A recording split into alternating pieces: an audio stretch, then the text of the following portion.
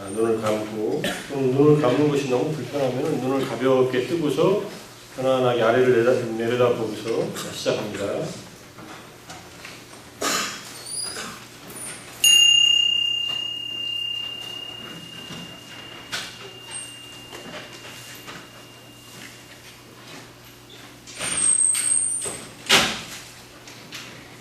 자, 지금 이 순간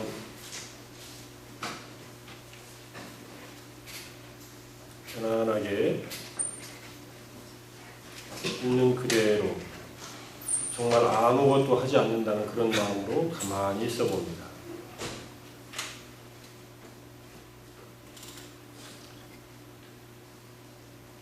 그래서 이렇게 앉아있는 내 몸만을 느끼면서 내 몸이 이렇게 앉아있구나 하는 것만을 느끼면서 가만히 앉아봅니다.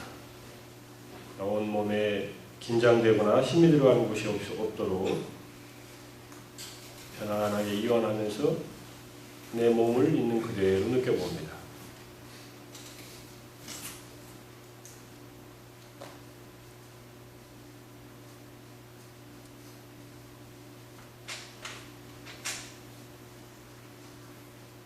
자, 내 몸의 감각을 한번 주의를 기울여봐서 얼굴 부위의 몸의 감각을 느껴봅니다. 여러분 이마, 눈 주위, 얼굴, 코, 입 주위, 턱. 자, 지금 얼굴에서 어떤 감각이 일어나는지, 땀이 나서 땀이 흐르면 가려울 것이고 또는 시원할 것이고, 눈과 눈썹이 위 눈썹, 아래 눈썹이 닿아 있는 부분의 감각도 있을 것이고, 입술과 입술이 닿아 있는 부분의 감각도 있을 것입니다. 지금 얼굴에서 느껴지는 감각을 있는 그대로 알아차려 봅니다.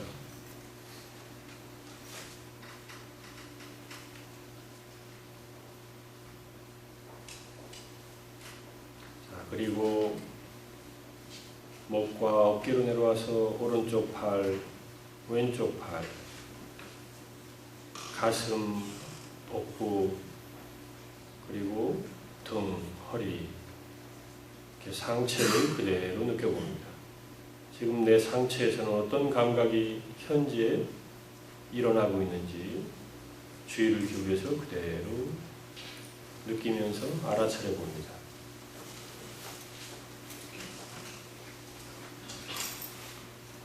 자, 또 자리에 앉아있는 엉덩이, 오른쪽 허벅지, 무릎, 발바닥, 왼쪽 허벅지, 무릎, 다리, 발바닥, 하체에서 어떤 감각이 일어나는지 그대로 느껴봅니다.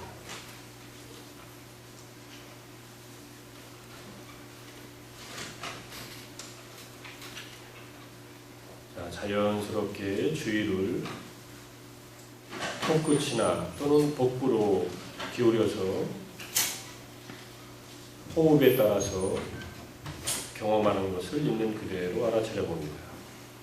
숨을 들이마시고 내쉴 때마다 들어오는 공기가 스치는 코끝의 한 지점, 또는 나오는 공기가 스치는 코끝의 한 지점을 주의를 기울여서 있는 그대로 느끼면서 알아차려 봅니다. 자, 코끝보다 숨을 쉴 때 들이마시면 배가 불러오고 숨을 내쉬면 배가 꺼지는 그 복부의 움직임이 더 분명하게 느껴진다. 그러면 복부에 주의를 기울여서 있는 그대로 알아차려 좋습니다. 자, 지금 이 순간 자연스러운 호흡과 함께 그 공기의 흐름이 내 몸에 일으켜주는 감각, 코끝의 감각 또는 복부의 움직임을 순수한 주의를 기울여서 있는 그대로 잠시 알아차려 봅니다.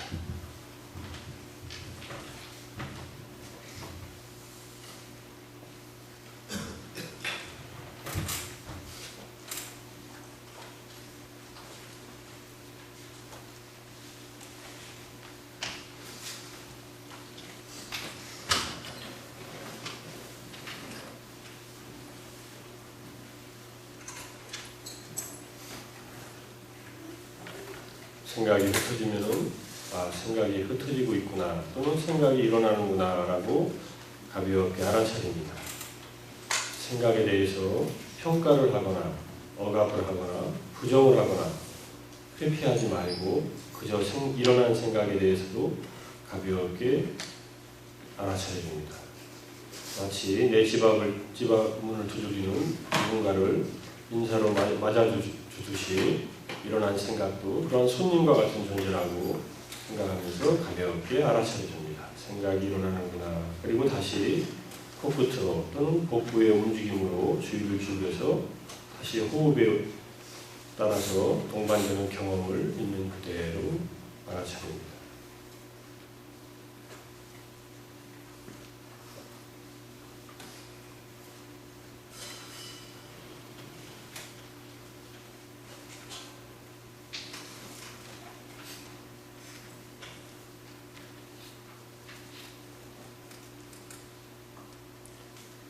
자, 여러분들이 호흡에 주의를 기울이면서 한 가지 또 배울 수 있는 명상은 숨이 한번 들어왔다가 한동안 나오지 않으면 우리는 생명에 위협을 느끼고 숨이 들어마신 숨을 내쉰 숨 다음에 숨을 들어마시지 못해도 우리는 멀지 않은 시간에 생명이 위험해집니다. 자, 죽음이라고 하는 것은 이렇게 호흡 사이에 언제든지 찾아올 수 있다라고 생각을 해봅니다. 모든 인간, 태어난 존재들은 반드시 죽음을 맞이한다. 나도 지금 태어난 지 20년, 20여 년 됐지만 나의 죽음이 언제 올지 모른다. 하지만 반드시 죽음은 찾아온다. 그것이 바로 지금 이 순간이 될 수도 있다. 라고 생각하면서 죽음에 대해서 생각을 해봅니다. 나의 죽음, 지금 이 순간 바로 찾아올지도 모르는 나의 죽음에 대해서 내 코끝에서 바로 느끼면서 죽음에 대해서 잠시 생각을 해봅니다. 모든 생명은 반드시 죽음으로 생을 마친다. 나도 언젠가는 반드시 죽을 것이다. 그 죽음이 지금 이 순간에 올지도 모른다. 이렇게 생각하면서 지금 이 순간 깨어있는 마음을 활성화하고 지금 몸에서 일어나는 감각, 특히 호흡에 따라서 일어나는 코끝의 감각과 복부의 움직임을 더욱더 선명하게 느끼려고 노력을 해봅니다.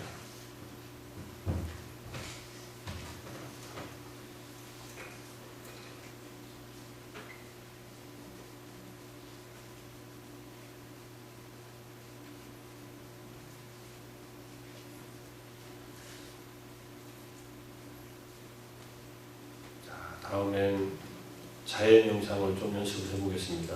우리가 살아있으면서 내 마음에서 일으킬 수 있는 가장 고귀한 마음 중에 하나, 생명들의 행복과 평화를 진심으로 바라는 마음을 길러내는 자해 명상을 내 설명과 함께 천천히 같이 한번 해보겠습니다.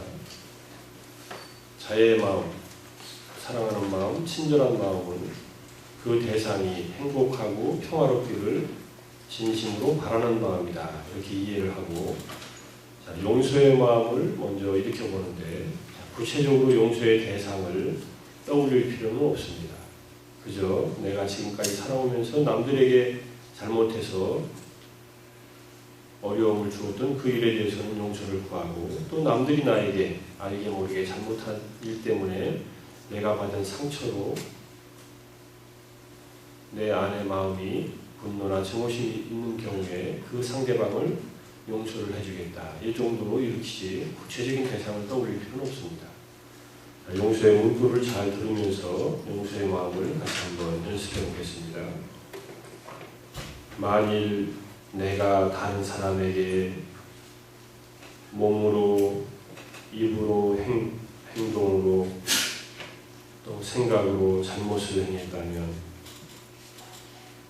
내가 평화롭고 행복하게 살 수 있도록 용서받기를 원합니다. 또한 누군가가 나에게 몸으로, 입으로, 생각으로 잘못을 행했다면 그들이 평화롭고 행복하게 살 수 있도록 나는 용서합니다.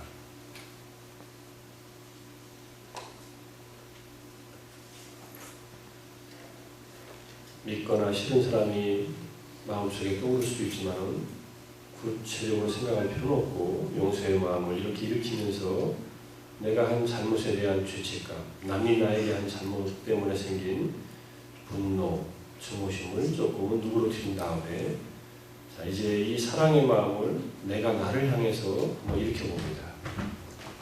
자, 이렇게 앉아있는 내 자신, 이제까지 살아온 내 자신, 이 내 자신의 좋은 면, 잘한 일, 행복했던 과거의 기억들,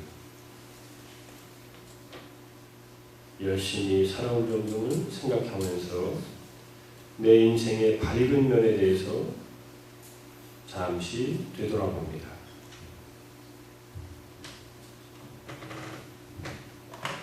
자, 이런 내가 나에게는 정말로 소중하고 사랑스러운 존재이구나. 이런 내가 행복하고 평화롭고 잘 됐으면 좋겠다.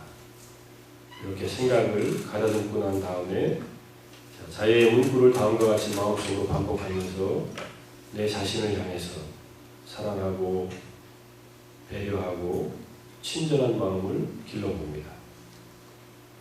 내 자신이 행복하고 평화롭기를,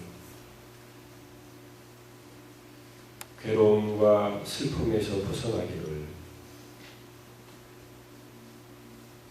내 자신이 진정으로 행복하고 평화롭기를 바랍니다. 괴로움과 슬픔에서 벗어나기를 바랍니다. 자, 이 자의 문구를 마음속으로 몇 차례 반복하면서 내가 나를 거울을 보고 말하듯이 나를 향해서 나의 행복과 평화를 진정으로 바라는 마음을 일으켜봅니다.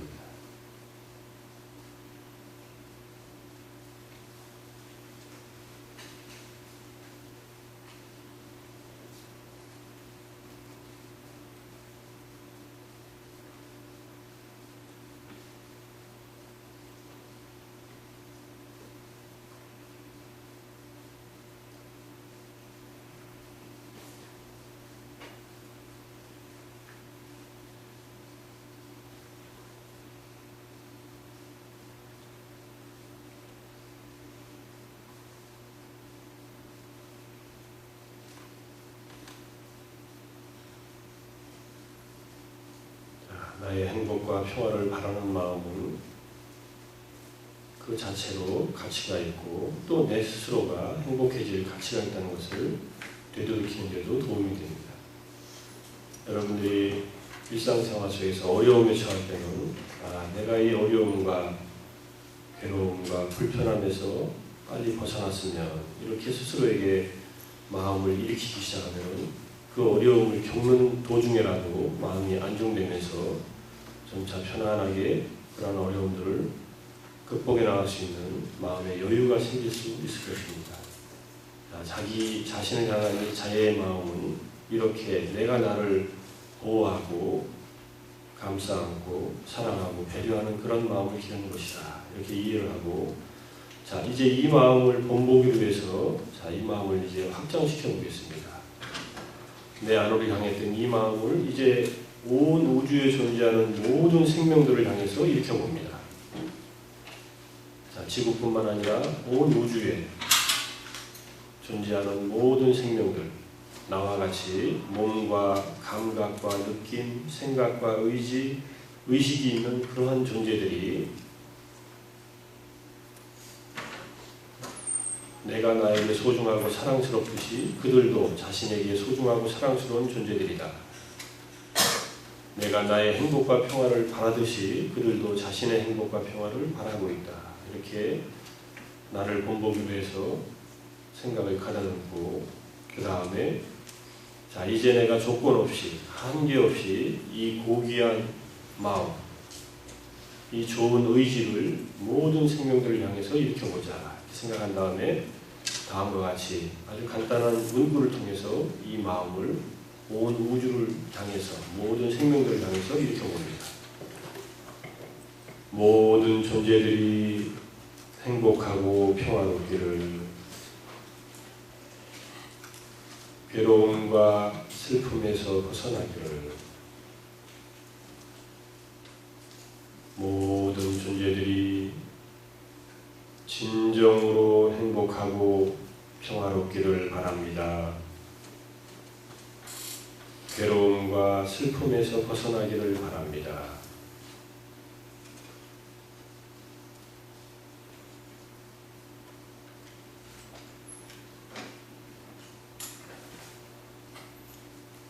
도중에 산만한 생각이 떠오를 때마다 가볍게 알아차립니다. 생각과 싸우지 마시고 생각에 함몰되지도 말고 생각이 일어나는구나 가볍게 알아차리고 다시 자연으로 마음을 돌려서 모든 존재들이 행복하고 평화롭기를, 괴로움과 슬픔에서 벗어나기를, 그 마음을 위해서 이 자유의 마음을 길러나갑니다. 너무 피곤해서 잠이 많이 오면 눈을 가볍게 뜨고 해도 좋습니다.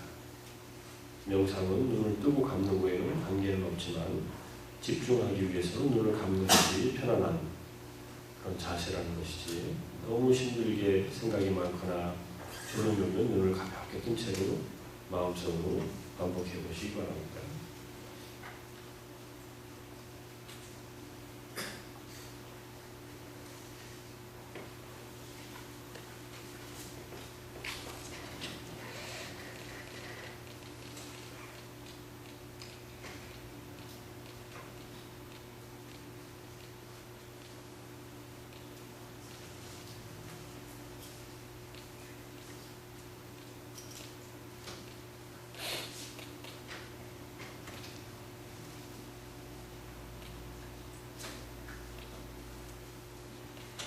이제 모든 존재, 대상을 한정시키지 않고 하는 이 자연명상 다음에 이제는 대상에 한계를 두고 한 사람이나 또는 몇 사람을 그룹으로 해서 집중적으로 이 자의 마음을 일으켜보겠습니다. 여러분들 지금까지 살아오면서 고마웠던 분, 또는 존경하는 분, 또는 마음속에 여러분에게 은혜를 베풀어줘서 그 은혜를 받은 그런 은인, 고마운 사람하고 겹치겠지만 그런 사람 중에 한 사람이나 한 집단의 무리를 떠올려 봅니다. 한 사람을 떠올릴 경우에는 이성이라고 생각되는 분은 일단 제외를 합니다. 이성적으로 판단되는 그러한 대상을 제외를 하고 그 외에 다른 사람을 떠올리든지 저는 한 그룹으로 해서 생각을 해봅니다. 살아있는 사람 가운데에서. 그리고 그 대상이 나에게 실제로 해줬던 고마운 일, 또는 내가 생각할 때 존경스러우면 나에게 베풀어준 은혜를 마음속으로 깊이 회상해 봅니다. 정말 그때 그분의 그 나에 대한 그 따뜻한 말은 정말 큰 도움이 됐지. 그분 덕에 내가 그 어려운 상황에서 마음의 위안을 받고 슬기롭게 극복할 수 있었지. 그 분께서 정말로 행복하고 평화롭고 잘 됐으면 좋겠다. 이렇게 마음을 가다듬고 다음과 같이 자유의 문구를 마음속으로 반복합니다. 자, 제가 스승님을 예를 들어서 말씀을 드릴 테니까 여러분 스스로 선택한 그분의 호칭이나 명칭을 주어로 삼아서 다음과 같이 문구를 통해서 자애심을 일으켜봅니다. 스승님께서 행복하고 평화롭기를, 괴로움과 슬픔에서 벗어나기를, 스승님께서 진정으로 행복하고 평화롭기를 바랍니다. 괴로움과 슬픔에서 벗어나기를 바랍니다.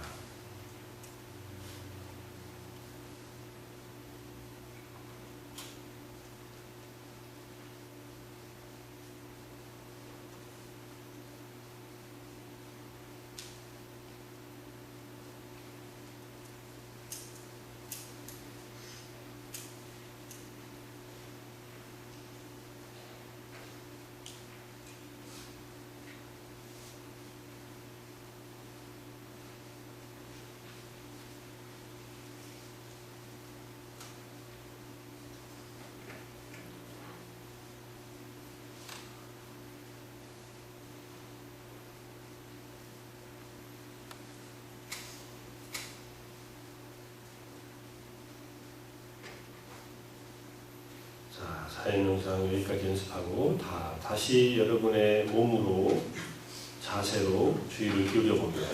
자, 내 몸의 자세가 지금 분명히 나에게 자각되는가? 내 몸의 감각이 지금 현재 어떤 것이 가장 두드러진 것이 일어나는가? 또 한 가지, 지금 내 마음의 상태는 어떠한가? 편안한가? 불편한가? 또는 걱정이 있는가? 또는 그냥 무덤덤한가? 자, 몸과 마음의 현재의 경험을 잠시 있는 그대로 마음을 열고 그대로 알아차려 봅니다.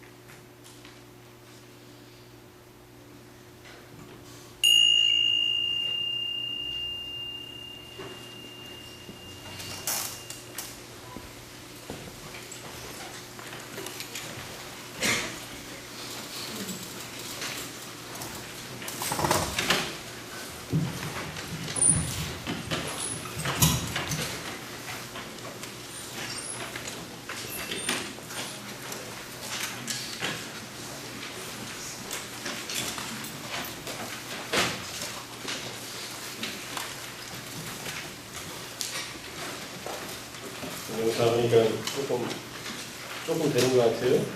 명상 잘 안 된다고 다들 수감을 해요. 명상을 2번 하고 잘 되면 수업 시간에 할 필요 없어요. 여러분들 스스로 알아서 하면 돼요.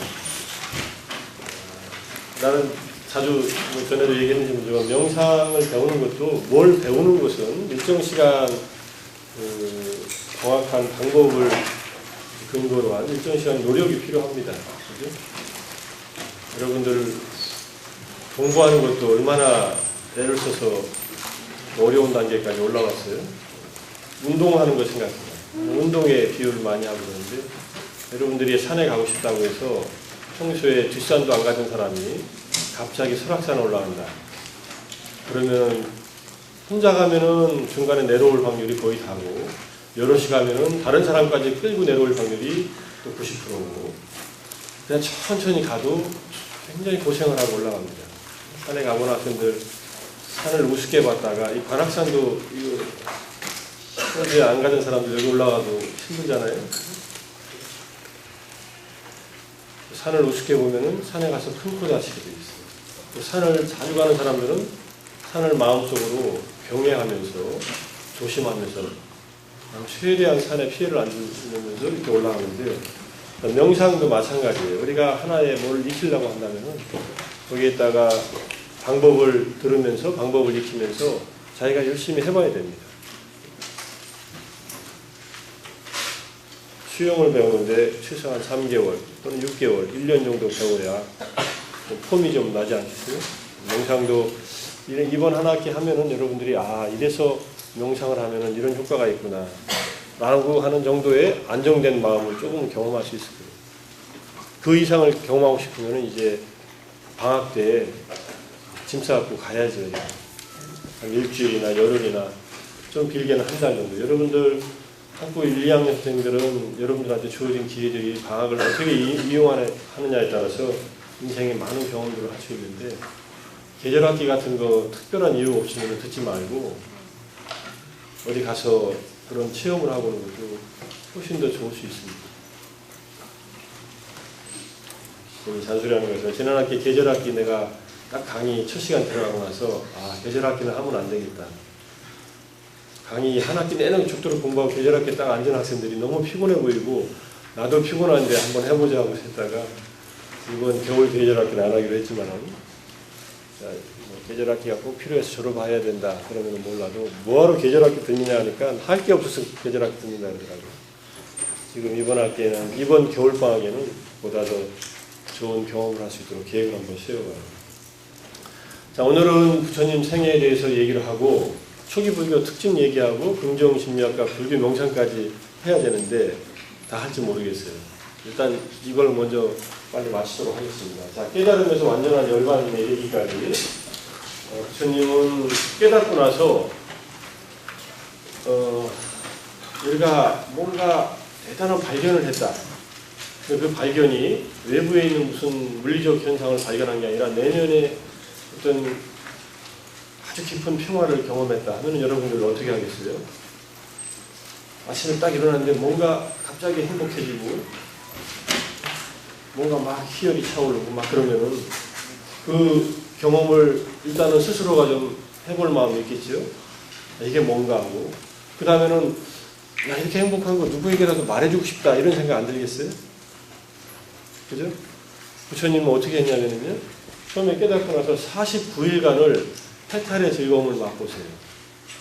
그냥 혼자서 충분히 존재하는 당신의 내면의 모든 문제가 해결된 채로 존재 자체를 그대로 즐기는 일을 일주일 단위씩 합니다. 한 번 앉으면 일주일씩 앉아요. 뭘 드시지도 않은 것 같으니까. 어디 가서 뭘 드셨다는 얘기가 없으니까. 한 나무 밑에서 일주일. 그리고 다시 이제 식사를 하시고 또 한 나무 밑에서 일주일. 그래서 77이 49일간을 쭉 경험해요. 근데 21일쯤 되던 날에 어떤 생각을 하냐면은 내가 이 세상에서 지금 내가 깨달은 것을 가지고서 돌아보니까 내가 믿을 만한 사람이 누가 있는가를 반성해 봅니다. 나보다 더 높은 경지에 올라간 사람이 있는가 이런 생각을 하다가 그런 사람은 내가 볼 때 없다. 당신의 이제 깨달은 눈으로 볼 때. 그럼 내가 믿고 의지할 것이 무엇이 있는가 이렇게 생각해요. 여러분들 믿고 의지할 것이 있으면 좀 든든하잖아요. 그죠? 여러분들 부모님들 아직 믿고 의지할 만하죠? 계시다는 것만으로 뭐 용돈도 보내주시고 장학금도 주시니까 더욱더 그렇지만은 여러분들 믿고 의지할 만한 무언가가 있다는 것은 마음을 안정시키는데 부처님이 21일째 되는 날에 내가 외부의 대상으로서 믿고 의지할 만한 그런 존재는 없구나. 그럼 내가 뭘 믿고 의지할까? 라고 생각하다가 일으킨 생각이 내가 깨달은 이 진리가 내가 믿고 의지할 만한 그런 것이다. 그럴 진리를 법이라고 합니다. 다르마라고 하고 내 이 다르마를 믿고 의지해야겠다. 이거는 굉장히 중요한 불교의 핵심을 얘기해 주는 거예요. 불교는 나중에 부처님이 열반하실 때 지난 시간에도 얘기했지만은 지난 시간에 얘기를 안 했구나. 열반하실 때 자기 자신을 의지처로 삼고 남을 의지처로 삼지 말라. 법을 의지처로 삼고 다른 것을 의지처로 삼지 말라. 이렇게 얘기했어요. 이게 이 선언이 부처님께서 스스로 깨닫고 나서 스스로가 반성해서 당신이 의지처로 삼았던 그 두 가지입니다. 나 자신과 내가 깨달은 진리. 이거 외에는 다른 것이 없다. 성경에도 나는 길이요 진리요 생명이요 이런 말이 있지만은 생명이라는 말은 따로 초기 경전에는 잘 안 나오고 봅니다. 하지만 길과 진리에 대한 얘기는 나와요. 내가 깨달은 이 길. 옛날 붓다들이 옛날에 부처님들이 옛날에 과거 24분의 부처님들이 가셨던 이 옛길. 옛길이라 그래요. 그러니까 없던 길이 아니에요. 없던 길을 새로 개척한 것이 아니라 있던 길을 다시 덤불을 걷어내고 발견했다 이렇게 얘기해요. 그 길을 따라서 발견한 그 진리. 이것이 내가 앞으로 의지하고 그다음에 믿어야 될 그런 대상인가 이렇게 생각합니다. 이거는 다시 말하면요, 자기 내면의 깨달음의 세계에 대한 확고한 확신이 이제 자꾸 되풀이된다 이렇게 볼 수도 있어요. 여러분들 삶 속에서 이것은 내가 더 이상 물러날 수 없는 확고한 사실이다 이런 것들이 있어요. 이건 진리다. 자기 스스로 경험에 의해서. 데카르트는 있었나 봐요. 데카르트는 뭐가 진리일까 하고 고민하고 우리의 감각, 지각, 내가 눈에 보이는 것, 귀에 들리는 것, 냄새 맡고 맛보고 몸으로 감촉하는 것 이것들이 사실일까? 라고 생각하다가 그렇지 않을 수도 있어. 이건 누가 대신해 줄 수도 있고 누가 조작할 수도 있어. 그리고 내 감각기관에 한계가 있을 수도 있어. 라고 고민하다가 뭐가 이렇게 자명한 진리일까 하다가 내가 이렇게 지금 고민하고 있는 것이 자명하구나 이렇게 생각했어요. 이게 생각하고 있는 것이 사유하고 있는 것이. 그래서 고기토 에르무숨 I think therefore I am 이런 우리가 볼 때 거꾸로죠. 지가 있으니까 생각을 하고 있지. 없는 데카르트가 생각을 해요. 근데 그 있다는 것조차도 의심해 보니까는 의심하고 있는 자기는 있다. 이렇게 생각을 한 거예요. 이게 뭐 근대 지성의 하나의 발현이라고 하지만 그 사유 방식은 굉장히 우리가 받아들일 수 있는 사유입니다. 그런데 그것보다 더 깊이 내 안에서 발견한 그 궁극적 행복, 궁극적 진리의 발견에 의해서 드러난 이 완전한 깨달음이 자기 자신이 믿을 것이라고 한다면 그건 더 이상 말할 것이 없죠. 자, 그런 깨달음의 행복을 49일간을 충분히 경험하고 49일이 지난 다음에 세상은 다시 한번 돌아봅니다. 세상은 어떤가라고 돌아보니까 세상은 그런 사람들이 자기와 같은 이런 깨달음을 얻은 사람들이 없을 뿐더러 그 다음에 세상 사람들은 이러한 깨달음과는 반대되는 삶을 살고 있다. 이런 자각을 합니다. 그래서 부처님이 설법을 주저합니다. 내가 깨달은 이 법은 심오하고 알아차리고 이해하기도 단순한 사유의 영역을 넘어서서 평화롭고 숭고하여 잘 알지 못하겠다. 현자들만이 알 수 있을 것이다. 그래도 현자들은 알 수 있는 그러한 법입니다. 이거는 나만 알아. 나 외에는 아무도 몰라. 이게 아니라 나와 같은 그런 현명한 사유, 현명한 노력을 하고 현명한 명상을 하는 그런 사람들은 알 수 있을 것이다. 이게 이제 부처님께서 보시고 나서 그런데 세상 사람들은 그렇지 못하다는 것을 알고 감각적 쾌락에 따르는 삶을 살고 있고 그리고 열반은 이거와 반대되는 일인데 그래서 열반을 경험하기 어려울 것이다라고 생각을 합니다. 그래서 내가 법을 설해도 내가 깨달은 이 가르침을 설해도 이해하기가 어려울 것이다 라고 생각해서 약간은 주저하십니다. 사실은 설법을 안 하시려고 하는 마음을 일으켰다고 해요. 재밌죠? 무슨 완전히 깨달은 분이 이런 생각까지 해요. 그리고 나서는 부처님이 여기 지금 그림에 보이는 이쪽에 범천이고 이게 제석천이에요. 범천은 원래 인도 신화에서 힌두교나 바라문에서 세계 창조신이라고 하는 존재가 범천입니다. 대범천이라고도 해요. 우리 학생들 공부 잘 돼요? 잘 돼? 스마트폰 보고 있으면 공부 돼? 자, 범천이 내려와서 부처님 앉아서 이제 사유를 하시는데 이 범천이 내려오면 옆에 제석천이 꼭 따라와요. 제석천은 33천. 제석천은 우리 삼국유사에 의하면 단군의 할아버지예요. 단군의 아버지가 환인이죠. 환인이 제석천의 아들이에요. 그러니까 우리는 제석천의 후손들이다 이렇게 돼요. 삼국유사에 의하면은 단군의 할아버지가 제석천이기 때문에 우리는 제석의 후손이다 이렇게 생각이 돼요. 우리가 전부 다 단군의 후손인지 잘 모르죠, 그죠? 한번 그 고대 사람들한테 이렇게 물어보니까 우리는 말갈과 거란 쪽에서 온 사람들이 많대요. 신라 사람들이 대부분 그렇고 기만 민족 계통, 백제와 고구려는 더욱더 그렇죠. 또 다른 계통의 북방 민족들이에요. 그래서 단군은 상당히 신화적 요소가 강하다 이렇게 얘기를 하는데 어쨌든 단군 신화에 의하면 우리는 제석의 후손이다. 이 제석천은 나중에 아주 재미있는 에피소드가 하나 나와요. 경전에. 제석천 같은 천신들이 부처님한테 내려와서 이렇게 제일 먼저 깨달은 다음에 만난 존재들이죠. 뭐 그 에피소드 잠깐 얘기하면은 제석천이 부처님한테 질문을 합니다. 여러 가지 질문을. 자기가 궁금했던 거. 근데 제석천이 왜 질문하냐면 자기가 죽을 날이 얼마 안 남았다는 것을 스스로 알아요. 천신들은 일주일 전에 자기가 죽을 것이라는 것을 안돼요. 어떻게 아느냐? 평소에 깨끗하던 자기 옷과 용모가 이제 좀 늙은 상태를 경험한대요. 노쇠 현상이 일주일 전에 일어난대요. 그 전까지는 뭐 세수를 안 하고 뭐 하면 깨끗하게 산대요. 옷을 뭐 갈아입을 필요도 없이. 자기 몸을 보고 얼굴을 보니까 자기가 늙어서 이게 죽는구나. 그 죽음에 대한 두려움, 아까 죽음의 명상 잠깐 했지만은 그 두려움에 부처님을 찾아와서 법을 듣다가 어떻게 되느냐? 듣다가 죽어요. 그리고 어떻게 됐겠어요? 다음 순간에 다시 그 자리에서 태어나요. 인간은 죽어서 육신이 죽어가는 과정이 있지만 천신들은 순간적으로 죽는답니다. 그리고 사라진대요. 그리고 자기가 태어날 곳에 다시 태어나는데 그 제석천은 제석으로 다시 태어났다. 근데 그걸 누가 알았느냐면 부처님과 제석천 둘밖에 몰랐대요. 다른 존재들은 몰랐대요. 죽었다 태어났는지. 이렇게 죽었다 태어나면 여러분 죽었다 태어나도 괜찮겠죠. 그러니까 인간은 그게 안 돼. 인간은 다시 어머니 자궁소로 들어가서 10개월을 거기 있다가 다시 나와야 되는 이 번거로운 가지고 그 다음에 한 18년, 20년 동안은 부모님 뒷바라지를 받으면서 살아야 되는 아주 미숙한 가능성을 가진 존재로 태어나기 때문에 인간은 안 되는데 천신은 그렇게 태어난다고. 이런 얘기 들으면 신기하죠. 어쨌든 대석천이 따라 내려와서 부처님에게 법을 청합니다. 부처님, 세존이시여, 깨달은 천신과 부처님의 대화예요. 당신께서 깨달은 그 법을 세상 사람들에게 일러주십시오.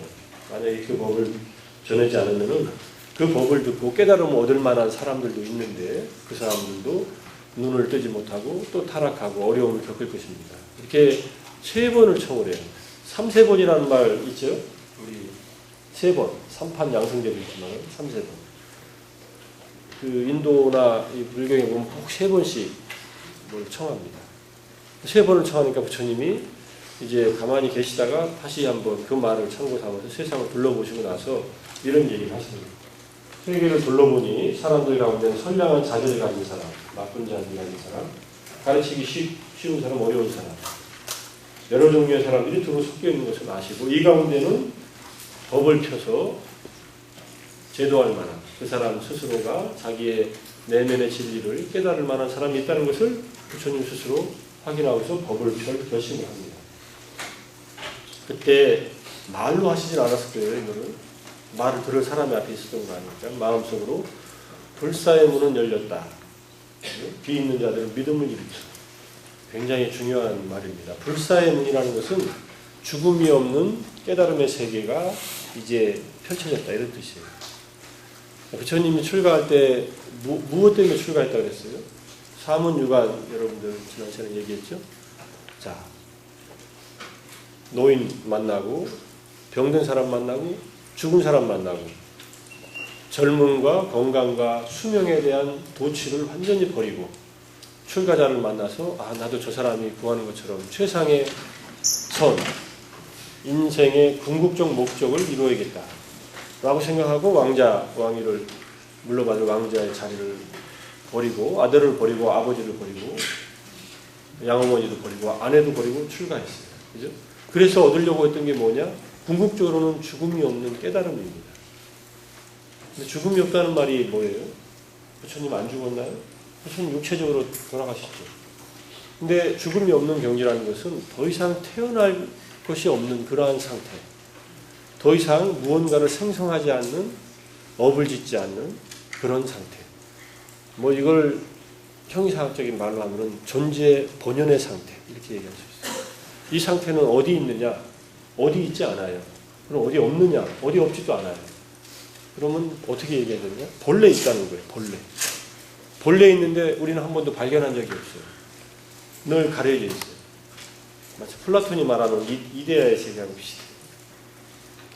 이데아는 우리가 접근해가기 어렵죠. 진리의 세계. 근데 이 세계는 우리 자신의 경험 속에서 생멸하는 것이 사라지는 순간에 저절로 드러나게 되는 그런 세계. 그게 불사의 세계입니다. 이 세계를 경험하면 더 이상 생멸을 반복하지 않는 그러한 삶을 살게 되고 육체적인 죽음 이후에 또 다른 생존이 생겨나지 않는 또 다른 생존이 생겨나지 않는다는 것은 윤회하는 고통의 생존이 더 이상 생겨나지 않는다. 이런 얘기예요. 그게 불사의 문제. 불사에 도달했고 자기는 그 문을 열어놨다. 그러니까 귀 있는 자들은 내 말에 귀 기울일 만한 그런 마음이 있는 자들은 믿음을 일으켜라. 자, 이 말은 좀 재미있죠. 믿음을 일으켜라. 나를 믿어라 이런 말도 되는데 내 말을 들어보고 맞는다고 생각하면은 한번 믿고 따라봐라 이런 뜻도 돼요. 불교는 믿음의 종교라기보다는 지혜의 종교라고 하는 말을 씁니다. 근데 믿음이 굉장히 중요한 요소를 차지해요. 그래서 나중에 이 파워포인트 뒤에 맨 뒤에 나오지만은 믿음과 지혜는 서로 균형을 맞춰야 된다 이렇게. 그래서 너무 믿음이 강하고 지혜가 없으면 자기 경험에 의한 지혜가 없으면은 사람이 맹목적으로 된다며. 이러면은 분간을 못해요. 그냥 앞에 서 있는 사람을 따라서 무조건 따라가요. 여러분 겨울에 눈 내린 산에 등산을 해본 사람이 있어요? 겨울 등산. 겨울에 산에 가면 춥습니다. 근데 아무도 안 갔어요. 눈 내리고 나서. 근데 발자국이 하나가 있어. 누가 갔어. 내 앞에서. 희미하게 남아있습니다. 그러면 대부분 그 발자국이 길인 줄 알고 따라가요. 내가 직접 경험했던 일이 울릉도에서. 따라갔는데 한참 가다 보니 한 사람이 보여. 그래서 그 사람 발자국인 거예요. 따라갔더니. 여기서 길이 어디에요? 그러니까 그래서 나도 길을 모르고 이렇게 왔어요. 그러더라고요. 그래서 그냥 따라가다 보면은 어디로 가는지도 모르고 그게 옳다고 생각하고 그런 잘못하다가는 낭떠러지로 떨어질 수 있어요. 사이비 종교 교주들은 자기를 따르는 무지몽매한 신자들을 그렇게 이끌고 갈 수도 있습니다. 집단 다 자살할 수도 있고. 그럴 때는 지혜를 발휘해야 돼요. 이 길이 정말 내가 원하는 길인가? 내가 가고자 하는 길인가? 그건 어떻게 확인해요? 그 지혜는? 자기 경험을 통해서 확인할 수밖에 없어요. 내가 지금까지 살아온 경험으로 이것이 맞는가? 안 맞으면 다른 길을 가면 돼요. 유일한 길은 아니라고 생각할 수도 있습니다. 그때부터 이제 울릉도에서는 그때부터 이제 내가 지도를 보고 지형을 보고 여기가 어딘가 이렇게 보면서 확인하기 시작하면서 지금 우리가 여기서 잘못 왔네요. 다시 빠져나와서 그럼 온 길을 다시 가야죠. 그리고 다시 코스를 들어서 가지고 이렇게 다시 찾아가요. 여러분들 한라산이 굉장히 단순한 산이에요. 1950m죠. 한라산에서 눈이 오면은 많은 사람들이 조난당해서 죽습니다. 한라산은 눈이 오면은 앞이 안 보여요. 눈이 오는 날에는 앞이 안 보이게 돼 있죠. 눈이 펑펑 쏟아지면 운전할 때도 그렇지만 그런 조난당해서 헤매다가 죽어요.富士山도 밑에서 그렇게 조난당해서 죽는 사람들이 꽤 많이 있어요. 뻔한 산인데 자기가 가는 길을 계속 빙빙 돌다가 누가 홀려서가 아니라 스스로가 방향감각을 잃어버리면 그래요. 나중에 등산하게 될 때 여러분들이 산에 가서는 길을 잃어도 당황하지 마죠. 당황하면 길이 더 안 보입니다. 완전히 안 보여요. 눈에 앞에 길이 있는데도 이게 안 보여요. 그리고 엄한 데로 잡고 가요. 가만히 앉아서 내가 지금 어디에 있는가, 지금 어디로 들어왔는가부터 따져가지고 천천히 생각하면은 그 다음 물이 흐르는 쪽으로 내려가거나 이렇게 내려가면은 사람 사는 곳으로 가까워질 수 있는데 자꾸 헤매다 보면 아주 위험한 데로 갈 수도 있어요. 우리나라 산은 그런 산은 별로 없어요. 설악산이 가장 험한 산이긴 하지만 지리산은 큰 산이거든요. 그래서 자기가 길을 잃었을 때는 자기 지혜를 발휘할 수밖에 없다. 지도는 볼 줄 모르거나 이러면 아무 소용이 없어요. 지도하고 현지에 있는 곳이 매치가 안 되면 아무 소용이 없어요. 자, 믿음이라고 하는 것은 그냥 일으키는 것이 아니라 자기의 경험을 조화시켜가면서 일으킨다. 근데 내가 경험하지 못한 건 어떻게 해요? 여러분 전혀 경험하지 못한 것을 누가 얘기한다고 그럴 때 의심이 나죠. 과연 그럴까? 과연 저 사람이 저렇게 할까? 의심이 나죠. 근데 그 의심은 자기가 자기의 그 사람에 대한 또는 어떤 사실에 대한 확인을 통해서 점점 줄여갈 수 있습니다. 근데 일단은 믿음을 가져야 돼요. 신뢰감을 갖고서 그 말을 들어봐요. 근데 이 말은 부처님이 이렇게 하셨지만은 실제로 사람들이 올 때는 자, 귀를 기울이고 나에 대한 믿음을 일으키세요. 이렇게 얘기한 적이 없습니다. 단지 그 사람에게 필요한 얘기를 해주면서 스스로 확인할 수 있게 도와줘요. 이게 부처님의 법을 전하는 방식이에요. 이렇게 믿으세요. 이거 안 믿으면 당신 큰일 납니다. 이렇게 말한 적이 없어요. 사람들한테 늘. 저 사람이 지금 처해 있는 어려움 이런 것이구나 하는 것이 파악되면 그 어려움에 대한 얘기를 직접 해줘요. 그리고 스스로 확인하게 해요. 확인한 다음에 이거 효과가 있네 나에게. 저 사람 뭐가 나보다는 좀 나은 사람이고 한수 높은 사람이네 라고 그때 믿음을 일으키면 그때 본격적으로 그 다음 단계를 얘기해줘요. 그러니까 사람의 어떤 능력과 성향과 그 사람의 문제를 정확하게 파악하고 있기 때문에 정확한 진단을 하고 정확하게 거기에 대한 해법을 내려줄 수 있어요. 그래서 사람들은 딱 자기 눈높이에 맞는 가르침을 듣는 거예요. 네, 나는 그런 나도 그런 눈높이에 맞춰서 가르침을 듣지도 못했고 나도 그런 능력이 없어서 여러분들에게 내가 아는 것을 얘기해 줄 뿐이니까 부처님이 그랬다는 얘기니까 부처님은 진짜 그런 분이셨기 때문에 가장 효과적으로 법을 가르칩니다.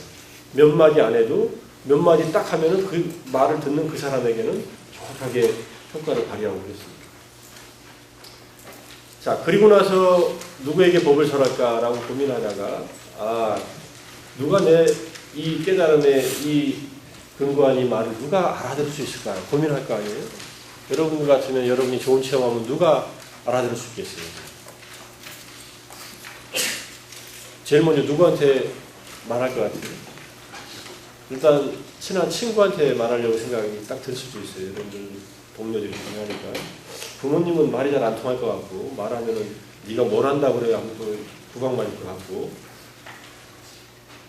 꼭 그렇지 않은 부모님도 훌륭한 부모님도 계시겠지만은 대부분은 동료들인데 부처님은 당신을 가르쳐준 두 명의 스승 알라라깔라마 우따까라마부타 그걸 떠올립니다.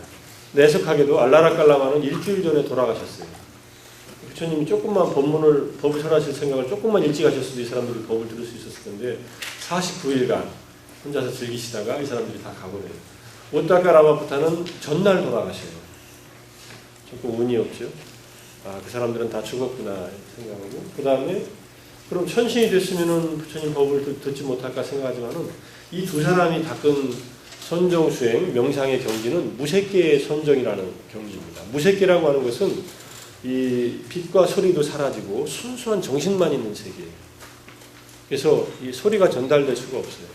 물론 부처님이 마음으로 그들을 찾아내야 그게 법을 설할 수 있었을지는 모르지만은 그렇게 안 하시고 무색계의 존재들은 거의 이 소통의 채널이 별로 없습니다. 자기들끼리 만나면 마음으로 통하겠지만 그 다음에는 누가 있겠어요? 6년 동안 같이 고행을 한 5명의 동료들 자기가 고행을 그만두고 목욕을 하고 우유죽을 먹고 회복을 하고 났을 때 타락했다라고 떠난 5명의 자기를 왕따시킨 5명의 동료들 이들을 생각해냅니다. 그리고 나서 이들이 어디 있을까라고 봅니다. 이 눈이 천안이에요. 천안. 하늘 사람의 눈은 이렇게 앉아가지고 자기가 보고 싶은 것을 보려고 하면 눈앞에 떠오른다고요. 이 사람들이 지금 이곳 녹양원 20파타나 베날에서 나라가 달라요. 다른 나라지만 한 200km 정도 떨어져 있는 이 녹양원에서 이 사람들이 5명이 수행하고 있구나. 여전히 고행을 하고 있구나. 라고 알고 이 사람들을 찾아갑니다. 부처님이 이동할 때는 두 가지 방식이 있어요. 하나는 여기서 사라져서 저쪽으로 그냥 가는 것. 텔레포테이션.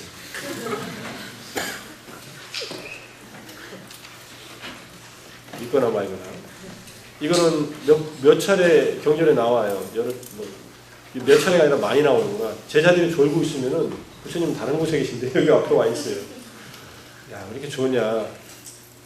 자극을 팍 주고서 정진하게 한다든지 또는 홍수로 강이 불어났는데 그걸 건너야 되는데 건널 배도 없고 그러면은 이쪽에 제자들과 함께 여기서 사라져서 저쪽으로 가버려요. 그냥 물 위를 걷는 그런 번거로움을 안 합니다. 신통력이 있으면 그냥 가버리지 그죠? 이게 순간이동 점포를 해버려요. 두 번째는 그냥 가세요. 인간처럼 천천히. 그때는 이유가 있습니다. 그냥 이유 없이 가는 게 아니라 가다가 만나는 사람들이 있기 때문에 그 만나는 사람과 만나서 뭔가를 전해주려고 그냥 걸어가세요. 또는 탁발을 하면서 그런데 유일하게 금지했던 일이 하나 있어요. 밥을 얻으러 갈 때 텔레포테이션 안 해요. 아침에 밥을 얻으러 갈 때 절에서 딱 떠나가고 저 집 앞에 나타나가지고 갑자기 나타나서 밥 달라고 이렇게 안 한다고. 천천히 걸어가세요. 이거는 어떤 사례가 있냐면은 이제 부처님 다음에 이제 나오지만은 모갈라나라고 부처님만큼은 아니지만은 그 부처님 다음으로 신통력이 뛰어난 제자가 있었어요. 근데 다 부처님하고 제자들이 사는 마을에 기근이 들었어요. 먹을 것이 없어요. 근데 기근은 이 고장에서 기근이 들었지만 다른 고장에서는 곡식이 많으니까 부처님한테 제안을 합니다. 이 부처님이 많은 승려들이 대중들이 먹을 음식이 부족한데 제가 좀 출장 좀 갔다 올까요? 몇 명 데리고 갔다 오면 뭐 좀 얻어와서 같이 먹을 수 있을 텐데 신통력으로 갔다 온다면서요. 못 갈라나야 탁발을 그렇게 하면 안 된다. 너는 지금 네가 그렇게 하는 것은 문제가 있어서 네가 욕심을 부려서 그렇지 않다는 것은 다들 알고 있지만은 나중에 다른 비구들이 다른 내 제자들이 신통력이 없어가지고 밥도 못 얻어먹고 다닌다고 그렇게 생각하면서 의기소침하면 어떻게 안 돼요? 그냥 못 갈라나의 상황이 아니라 다른 비구들을 생각하는 거예요. 그래서 탁발은 맨발로 나가고 그리고 일정 시간 동안은 걸어가지고 수고로움을 통해서 음식의 소중한 것을 알아라 이렇게 얘기해요. 탁발할 때 스님들이 맨발로 갑니다. 맨발로 가라고 돼 있어요. 그 율자에. 그런데 평상시에는 신발을 신고 있습니다. 슬리퍼 같은 거. 요즘 구두는 추운 데는 뭐 신발을 신고. 탁발 갈 때만 맨발로 가요. 미얀마에서 내가 91년도에 가서 거기서 3개월간 거기 승려 생활을 할 때 처음에는 굉장히 힘들었어요. 발이 막 까지고 뭐 유리에도 찔리고 막 그러니까 발바닥이 까져가지고 곤기도 하고 그러는데 뭐 그냥 가는 거예요. 아 이렇게 음식을 얻는 것이 쉬운 일이 아니구나 하는 것을 자각하면서 음식을 소중하게 생각하라 이런 얘기예요. 불교의 명상법 중에 하나가 음식에 대해서 싫어하는 혐오스러운 생각을 일으키는 명상이 있어요. 야 다이어트 중독 걸린 사람들 비슷하게 거식증 일으키는 명상 같은 게 있어요. 근데 음식을 눈앞에 놓고 그러는 게 아니라 이 음식을 보면서 이 음식이 이루어지기까지의 수고로움을 생각하라. 그리고 음식에 욕심을 내서 먹지 말라. 이런 말입니다. 근데 여러분들은 어때요? 맛없는 음식 올라오거나 식당에서 맛없는 음식 나오면 이걸 내가 돈 주고 사 먹어 하면서 요즘에 학교 식당이 나는 뭐 잘 모르겠지만 채식당 가서 먹으니까 채식만 하진 않지만 가서 먹으니까 너무 좋아졌어요. 그죠? 서울대 안에 있는 30년 전하고는 완전히 달라졌어요. 요즘에 그 인순으로 들어가면은 식당에 무슨 메뉴가 있는지 쭉 뜨더라고요. 어디 가서 오늘은 어디 가서 뭘 먹어야겠다. 근데 그렇게 맛있는 거 먹는 건 좋은데 먹으면서도 음식에 너무 집착하지 말고 음식이 안 좋다고 너무 타박하지 말라. 네가 그 음식을 만들려고 만약에 수고를 한다고 생각해봐. 봄에 씨 뿌려서 여름에 김 내고 가을에 걷어들이고 그 대신 나는 열심히 공부하잖아요. 다른 일 하잖아요. 그러니까 그럴 만한 음식을 얻을 만한 가치 있는 일을 했어요. 그래서 교환해서 먹는 거는 이해를 하는데 그래도 음식이 오기까지는 소중하다. 그런 얘기를 하세요. 어쨌든 부처님은 이때는 천천히 걸어갑니다. 천천히 걸어가다가 중간에 한 사람을 만나요. 몇 사람을 만났는데 상인도 만나고 우파카라고 하는 다른 수행자를 딱 마주쳐요. 그 사람 때문에 걸어가요. 사실은. 뭐라고 하냐. 그 우파카가 부처님을 보더니 부처님은 범상하게 안 생겼죠. 깨닫고 나서는 얼마나 고요하고 맞겠어요. 깨닫지 않은 사람들도 마음이 편하면 안정되게 보이고 그런 거죠. 그러니까 딱 보는 순간에 당신 얼굴은 다른 사람들과 달라 보이고 편안해 보입니다. 당신은 누구를 스승으로 해서 어떤 가르침을 실천하기에 지금의 이런 모습으로 정말 행복해 보입니까? 그러니까 부처님이 하는 말이 나는 스승이 없습니다. 나는 스승 없이 혼자서 내가 원하는 목적, 깨달음을 이루었습니다. 이 말을 딱 듣고 우파카가 아 그렇습니까? 그게 뭡니까? 라고 질문하지 않고 그래요? 우파카가 이제 나이가 좀 많았겠죠. 부처님 이제 36살이고 그럴 수도 있겠죠. 속으로는 자식 건방지네 이러고 그리고 서로 갈 길을 가버려요. 자, 이게 이제 아직 법을 완전히 들을 준비가 안 되어 있지만은 이 사건이 나중에 보니까 중요한 하나의 계기가 됐어요. 부처님이라는 분이 그 말을 우파카한테 해줬을 때 우파카의 마음속에다 뭔가 의문을 심어준 거예요. 수행자였어요. 근데 우파카는 나중에 사장꾼의 딸과 결혼해가지고 막 결혼 생활도 하고 이러고 지내다가 나중에 한 20-30년 지나서 다시 부처님을 떠올립니다. 그리고 다시 부처님을 찾아와요. 20-30년 후에. 그러니까 미리 제자가 될 사람을 하나 탁 말을 던져놓고서 떠난 거예요. 같이 헤어지고. 그래서 나중에 부처님을 찾아와서 다시 수행을 해서 이제 네 번째 단계에서 세 번째 단계의 불한과 아나함이라는 깨달음을 얻어요. 자, 우파카를 만나고 지나가서 오비구를 딱 만나고 난 다음에 오비구들을 만나니까 오비구들은 멀리서 부처님 얼굴을 보고 어떻게 생각하는지 하면은 저 타락한 고타마가 온다. 오면 아는 척하지 말고 다 각자 왕따시키자 이렇게 딱 짭니다. 그런데 점점 가까이 와요. 5사람이 앉아있는 대로. 그러니까는 5사람이 왕따시키자 그러고 그 5명이 동시에 그냥 누가 질세를 하고서 다 뛰어나가요. 그래서 한 사람은 가서 밥그릇, 바로를 받아주고 한 사람은 또 다른 물건 받아주고 한 사람은 물을 떠오고 발바닥 맨발로 다니니까 다시 반갑게 맞아주고 나서는 부처님한테 이렇게 얘기해요. 벗이여 당신 모습이 참 보기 좋습니다. 안정되고 행복되고 라고 얘기하니까 부처님이 뭐라고 그러셨냐면은 열애는 이제 부처님의 별명입니다. 부처님은 10가지 별명이 있어요. 열애, 음공, 그냥 들어도요. 열애, 음공, 정변지, 명예인족, 선서, 세간의 무상사, 조호장부, 천인사, 불세존. 이게 열애 10호. 열애 10호라고 북을 치면 바로 나와요. 부처님이 갖고 있는 10가지 덕목을 얘기하는 거예요. 그러니까 부처님이 열애라는 말을 써요. 이렇게 진리를 체험하고 오신 분 또는 이렇게 진리를 체험하신 분 이런 뜻이에요. 있는 그대로 진리. 열애를 벗이라고 불러서는 안 됩니다. 반말은 안 했을 것 같아요. 반말했었어요. 야, 내가 지금 깨달았는데 열애를 너 맘먹으면 안 돼. 이런 식으로. 그런 뉘앙스는 아니었지만 열애를 친구라고 불러서는 안 됩니다. 이렇게 얘기해요.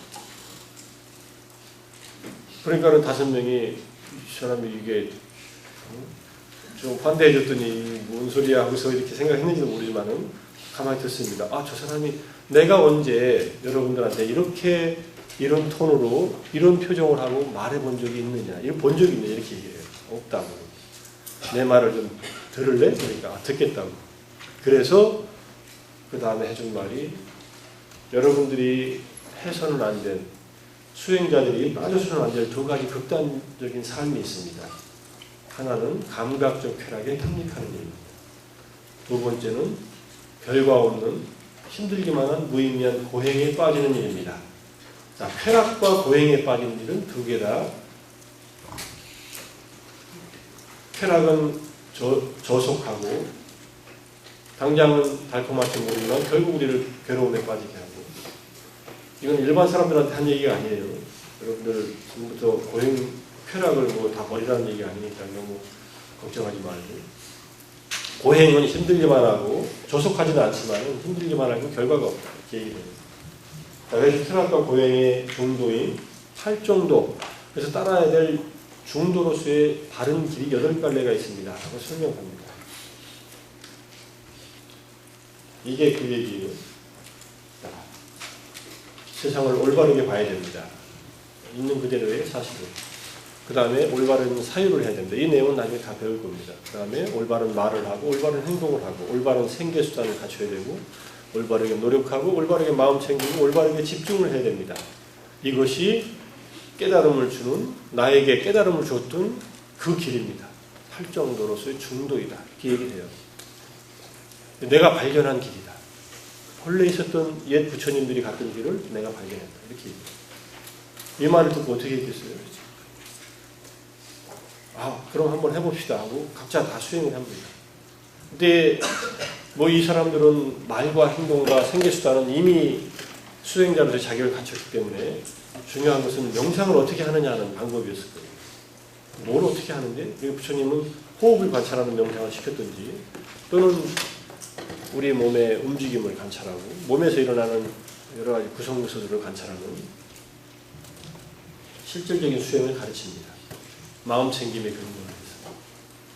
그래서 집중적으로 가르쳐요.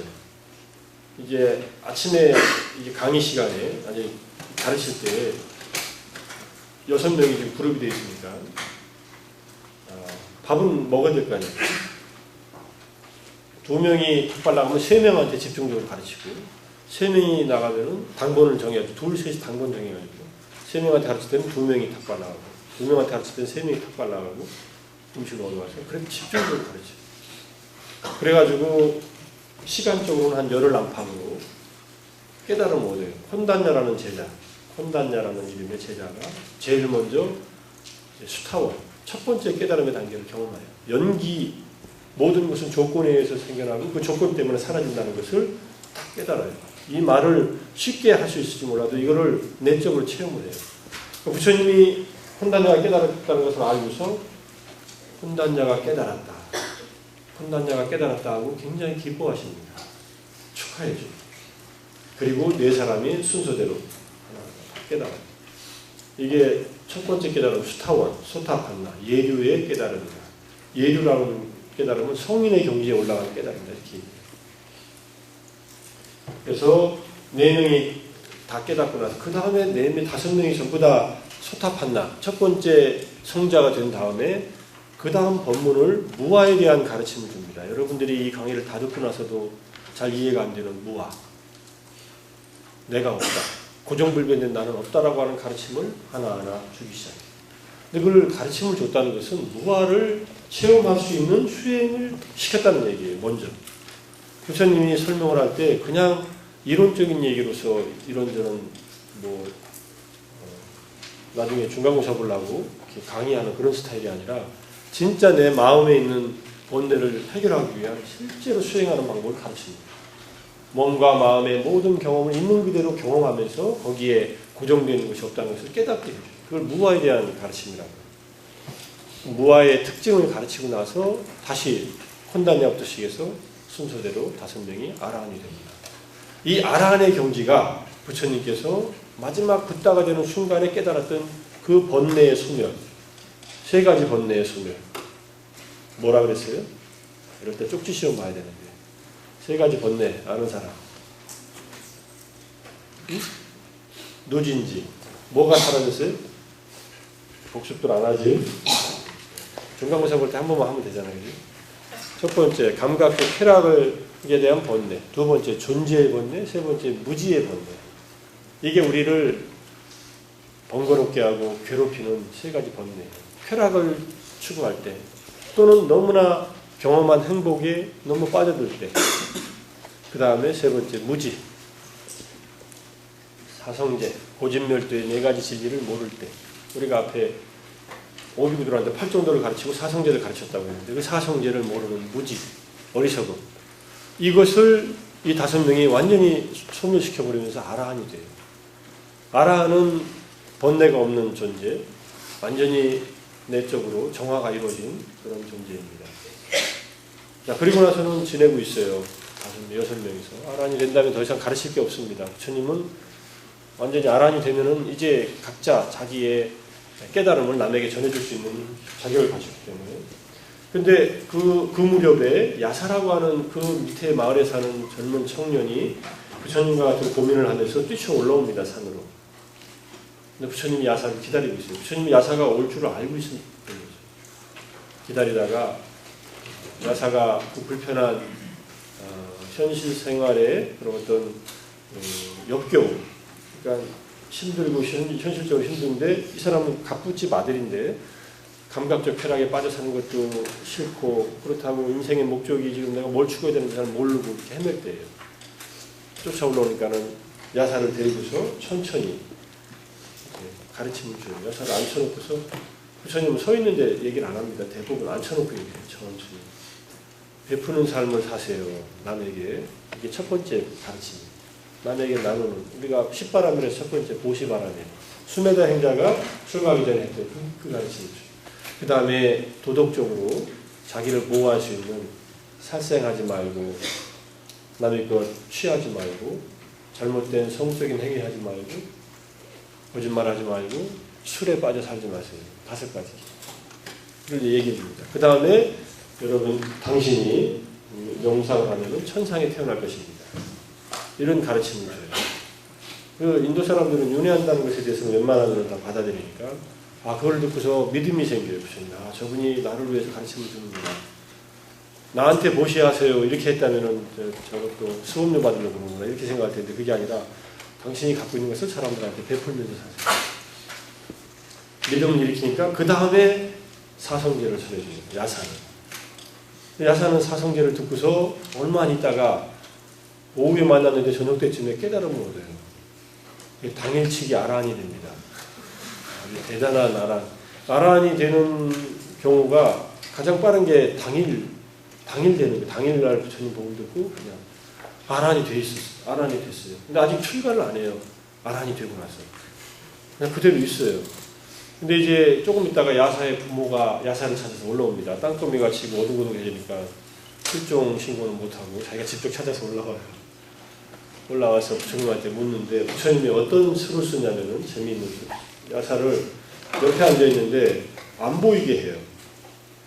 투명 망토를 이렇게 씌워요. 반지장에서 절대 바지를 딱 끼면 안 보이잖아요. 이게 부처님의 능력이에요. 사람의 눈에 안 보이게 여기다가 막을 쳐놓고, 그리고 야사는 앉아있고 부모님 요 앞에 있어요. 야사의 부모님이 야사를 아들 찾아서 왔으니까 잠깐만 앉아보세요. 바쁜 사람한테 앉아놓고 다시 보시하고 계를 지키고 천상에 가는 이 가르침을 차례대로 줍니다. 그러니까 야사의 부모님도 이분이 정말 나에게 도움이 되는 그런 가르침을 주시는구나 하고 믿음을 일으켜서 부처님에게 귀의를 합니다. 신자가 돼요. 그리고 나서 야사의 부모님도 첫 번째 깨달음을 얻어요. 사실은 신자가 그냥 된 게 아니라, 그리고 나서 준비가 됐지 하고서 야사가 여기 있다고 이제 보여줘요.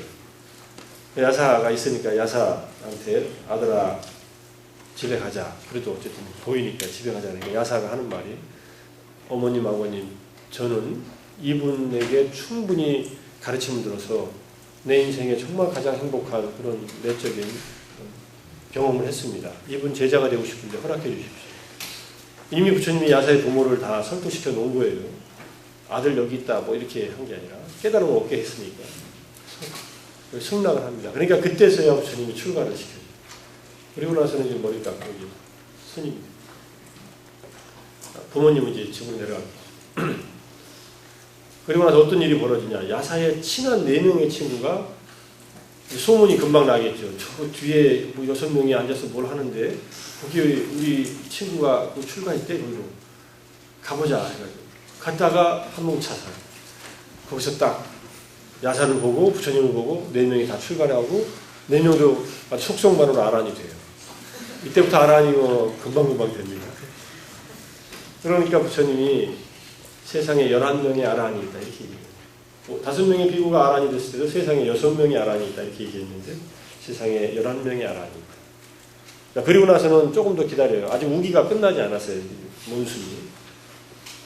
이제는 집단으로 올라와요. 야사의 두 번째 친한 친구 55명이 때로 올라와서 도대체 무슨 일이 있었는데 이게 다 친구 따라 강남 간다는, 강남 스타일은 아니지만 다 강남 가는 듯이 출가해가지고 55명이 다 깨달음을 얻습니다. 이게 총 3개월 안에 있었던 일이에요. 3개월. 그리고 60명이 제자가 딱 만들어져요. 60명이면 2개 소대 정도 되죠? 어딘가 돌진할 수 있는 태세가 기본적으로 됐어요. 그러니까 부처님이 뭐라고 했느냐, 많은 사람들을 위해서 법을 설하라. 이걸 전도 선언이라고 합니다. 자, 지금부터 여러분들이 비구들이요. 비구라는 말은 부처님 제자를 가르치는 말이에요. 비구라는 말은 본래 결식해서 사는 승려들을 말합니다. 스님들. 비구니는 여성 스님들을 말하고, 이제 나아가 많은 사람들의 안녕과 행복을 위해, 많은 사람들이에요. 모든 사람들이 아니에요. 이 세상에 대한 자비심에서 신들과 인간들의 이익과 안녕, 행복을 위해서 협력하라. 여기 신들도 들어갑니다. 아란이 되면요, 신들하고 소통하는 건 이제 쉽게 돼요. 신통력이 생기기도 하고 그러니까. 선한통으로 되면. 그래서 두 사람이 한 방향으로 같이 가지 말라. 시작도 중간도 끝도 훌륭한 이 법을 의미와 표현을 부족하여 더할 나위 없이 완벽한 이 법을 설하라. 부처님은 좀 완벽주의자적이세요. 말을 해도 그냥 하지 말고 문법에 맞게 언어도 딱 제대로 사용했어요. 물론 고급 언어를 사용하라고는 안 했어요. 사람들이 쓰는 말을 쓸 때 의미와 표현을 부족하라는 말은 의미 있는 말을 하고 그 다음에 문법적으로 사람이 알아들을 말을 하라. 혼자서 웅얼웅얼 대지 말고 괜히 은어, 속어 같은 거 쓰지 말고 사람들이 알아들을 말을 정확하게, 그 대신에 처음 말을 할 때 처음도 좋다. 그러니까 말을 하는 시작 또는 가르침의 기본적인 단계도 잘 알아듣게, 중간 단계도 알아듣게, 마지막 단계도 알아듣게 훌륭하게 법을 설하라. 한 길을 도리 가지 말라. 이 얘기는 재미있죠? 왜 그랬을까요? 둘이 가요. 한 사람이 얘기해요. 그럼 한 사람 옆에서 둘이 동시 방송할 수 없잖아요. 둘이 따로따로 얘기하면 몰라도. 그러면은 둘이서 한 사람이 얘기하고 또 한 사람은 가만히 있으면은 법을 들을 기회가 그만큼 반감되는 게 아니냐. 이렇게. 성경에는 혼자 다니지 말라. 잘못하면 얻어 터진다. 둘이 가라. 예수님이 제자들한테 한 말이에요, 이거는. 그 당시 얼마나 사회 분위기가 험악했으면, 실제로 험악했잖아요. 인도는 그러지 않고 이 수행자들이나 이런 출가자들을 존경하는 분위기가 근본적으로 있기 때문에 혼자서 다니라고. 아라한들은 이미 죽음에 대한 두려움을 극복했기 때문에 가라고 합니다. 청정한 삶, 온전하고 순결한 이 성스러운 삶을 선포하라. 이미 다 아라한들이 이룩한 삶이에요. 세상에는 눈이 과히 흐리지 않은 사람도 있는데 법을 놓지 못하는 그런 사람들 말이에요. 정도에 들 기회를 놓치게 되고 말라. 법을 이해할 수 있는 사람들. 이게 부처님이 법을 설한 이유이고 제자들한테도 똑같이 얘기합니다. 근데 이 제자들이 60명이 다니면서 불법을 믿으세요. 나는 깨달았어요. 이러고 다녔을까요? 믿지 않으면 어디 갑니다. 이러고 다녔을까요? 한 사람도 그런 사람이 없어요. 그냥 다녀요. 다니다가 누가 질문을 하면 대답을 해줘요. 또는 대부분은 질문을 해올 때 대답을 하는 그런 스타일이에요. 불교는 왜 이렇게 포교를 열심히 안 합니까? 원래 이렇게 했는데 처음부터 부처님이 나를 믿으라 하고 그러고 다녔나? 자기 아는 사람한테 자기 말이 좀 통할 것 같은 사람한테 가가지고 점잖게 얘기하면서 가르쳐주고 수행을 가르쳐주지 농사법을 가르쳐주지 그냥 쌀을 갖다가 먹으라 하고서 주는 게 아니니까 농사를 이렇게 짓습니다. 그럼 이렇게 수확을 할 겁니다. 이러는데 어떻게 하겠어요? 자, 이래서 부처님은 60명을 흐트러뜨리고 해산시킵니다. 그리고 어디서 봅시다. 자, 한 달간 다 여러분들 나중에 성감을 가지고 자, 마가다구 왕사성 어디 나무 밑에서 모입시다. 이런 얘기도 없어요. 이제 이 60명은 더 이상 부처님에 의해서 가르침이 필요하지도 않고 누군가에 의해서 더 이상 간섭받을 만한 그런 일을 할 만한 사람도 아니고 그런 사람들도 아니에요. 이미 지위가 완성되기 때문에. 나는 우르벨라로 가겠다. 세나니 가마라는 우르갈라의 마을로 가겠다. 왜 부처님이 다시 우르벨라는 부처님이 고행하신 곳이에요. 왜 그리로 돌아갔을까 하면은 빈비사라 왕, 마가다국의 국왕인 빈비사라 왕과의 약속이 있었어요. 고행하기 직전에 빈비사라 왕과 서로 만납니다. 빈비사라 왕이 부처님이 계신 동굴에 와서 아주 탁월한 그 안정된 모습, 깨닫기 전부터 이미 안정된 모습을 하고 있었다고 합니다. 와서 제안을 해요. 당신 누군지 모르지만 내가 스카웃 하겠다. 내가 다치는 왕에게 반을 주겠다. 이 반을 주겠다는 말은 진짜 주는 게 아니라 총리로서 임명하겠다 이런 뜻이래요. 총리 대신으로. 내가 왕이니까 당신 내 밑에 대신이 되라. 총리가. 내 밑에서 좀 나를 좀 도와주시오. 이게 이제 인물 스카웃하러 간 거예요. 한 번 딱 갔는데 부처님이 나는 이런 석가족의 후예이고 나의 조상들은 대대로 이렇게 내려온 왕족입니다. 나는 이런 것을 궁극적인 행복을 구하기 위해서 출가했습니다. 나는 세속적인 그런 성공에 왕자리를 줘도 내가 안 갈 텐데 뭐 총리냐고 하는 시기에 그런 말을 해가지고 서로 기분 나쁘지 않게 당신의 출가 이유를 충분히 설명하니까 이 빈비사라 왕이 부처님하고 나이가 비슷합니다. 그러면 당신이 깨달음을 얻으면 나한테 먼저 와서 가르침을 주세요. 이렇게 얘기해요. 부처님이 깨닫고 바로 옆에 있는 빈비사라 왕한테 안 가고 오비구들한테 가서 60명이 아라한이 된다면 다시 돌아오는 길을 택하는 거예요. 돌아와서 법을 설하기 시작해요. 그래서 아라한들과 부처님이 돌아오는 길에 우르벨라에서 불을 섬기는 3명의 바라문을 만납니다. 여기서 이제 맞짱을 떠요. 말로 안 뜨고 신통력으로 한판 떠요. 부처님이 초기에 또는 후기에도 필요할 때 신통력으로 겨루는 경우가 있습니다. 아라한 장풍 대작정처럼 딱 붙어가지고 누구 손에서 나는 바람이 세냐고 해서 서로 해가지고 이기는 경우가 있어요. 근데 이 3명의 바라문하고 싸운 게 아니라 3명의 바라문이 섬기는 킹코브라인지 비단뱀인지 모르는 뱀이 동굴에 있는데 그 동굴에 있는 뱀을 섬기는 사람들이에요.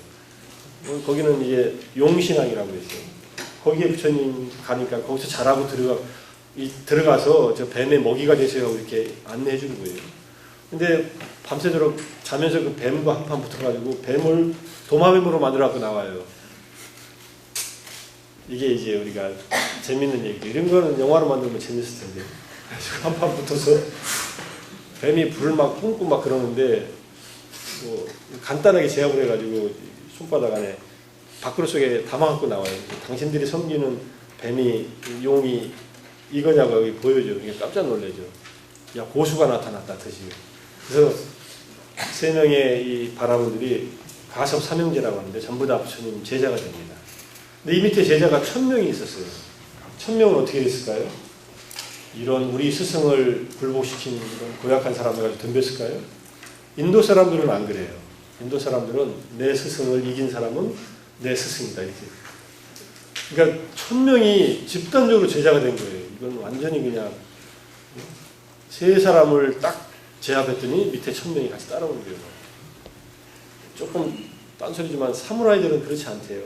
사무라이들은 주군과의 1대1 관계만이 충성이고 그 주군과의 다른 관계는 자기하고 관계없답니다.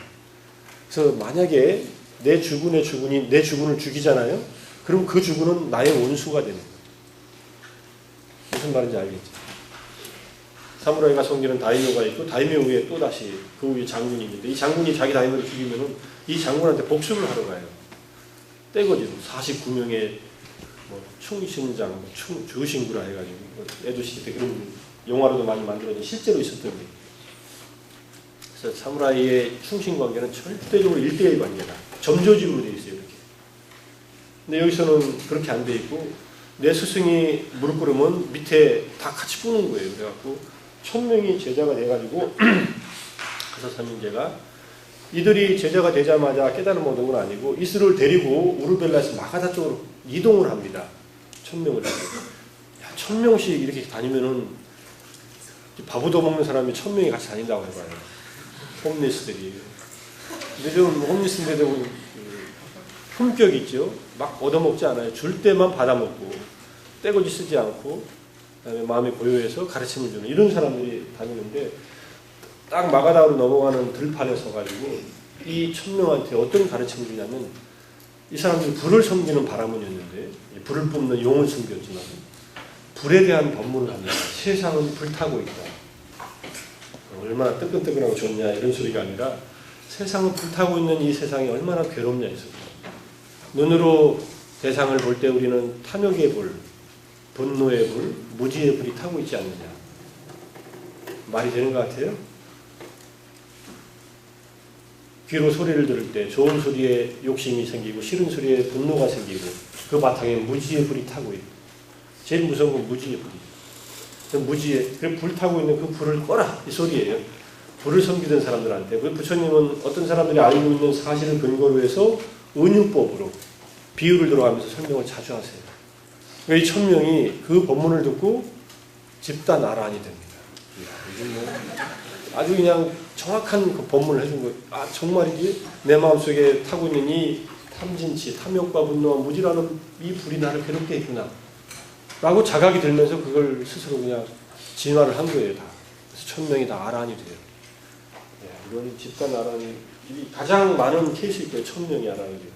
근데 이분들이 왜 이렇게 금방 아란이 될 수 있었냐면 이미 종교인이 돼 있었고 수행을 하는 사람들이었어요. 방향이 조금 달라져 있어요. 그리고 그 방향만 딱 잡아주니까 기본이 돼 있으니까 공부할 줄 아는 사람한테 좋은 참고서를 주거나 좋은 방향 알려주면 바로 그냥 자기 페이스 찾는 것처럼 하는 겁니다. 그 다음에 사리푸타, 모칼라나, 산자야의 제자, 이건 나중에 나오니까 또 얘기하지만 이런 훌륭한 제자들이 들어와서 열심히 법을 전합니다. 자, 부처님 법에 대한 법문을 하시다가 이런 얘기를 하세요. 이게 신사파라는 나무예요. 이건 현재 미얀마에 있는 나무예요.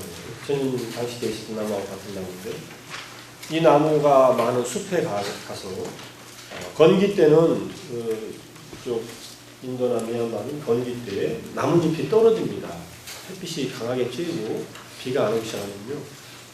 파란 나뭇잎이 있는데 많이 잎을 떨어뜨려요. 낙엽이 많이 떨어져요. 그런데 낙엽이 떨어져 있어요. 상록수인데. 그래서 낙엽을 몇 개 주워가지고 손에다 이렇게 올려놓고서 이제 비구들이요 봐라. 여기 있는 잎사귀가 많은가? 저 숲에 저 나무에 있는 잎사귀가 많은가? 비구들은 보는 대로 얘기해요. 무슨 꼼수가 있지 않을까 생각 안 하고 있는 그대로. 세존이시여 부처님 세존의 손바닥에 있는 나뭇잎은 적고 숲에 있는 나뭇잎은 많습니다. 이렇게 얘기해요. 그러니까 부처님이 한 말하죠.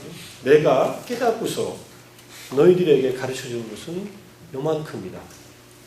아까워서 안 가르쳐준 게 아니라 요만큼이 진짜 필요해서 이것만 가르쳐준다.